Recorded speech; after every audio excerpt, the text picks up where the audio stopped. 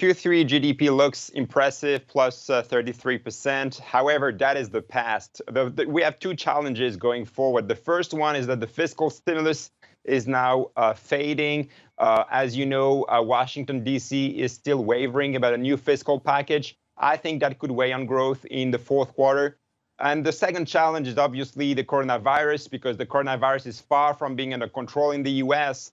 And actually, there's quite a risk that if infections continue like this, that a new president in January may have to take more severe measures, including more economic restrictions. So we have quite a few risks ahead for US growth, and I would be cautious about the outlook. So you're saying that there are legitimate fears for a double dip recession? Well, I'm saying that Q4 is at risk of printing just a zero, and that's because if we don't have a fiscal deal, yeah, I think we could have 0% growth. The problem is that we have an income cliff in the US, and that's quite, I think, a worry, because we get into the key shopping season, which is Thanksgiving and Christmas, and we have much less ammo going into that spending season. So yeah, I think there's a risk that we go for a flat GDP reading in Q4 if we don't have a fiscal package. If we do have one, we probably have growth of around 5%, which is still quite meager in comparison with 33% we got in Q3.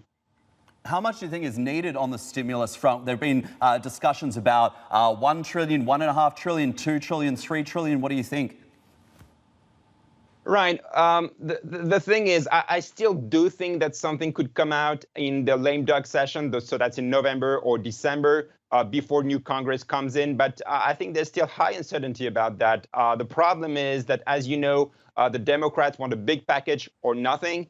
And meanwhile, the senators, especially the Republican senators, they say they don't want to help the big cities like New York and Chicago and transfer more money to them. So the question is, do the Democrats agree to kind of segregate the package and only vote on more funding to households in the form of unemployment benefits or a new household check? So the question is really, do they split apart this big package or not?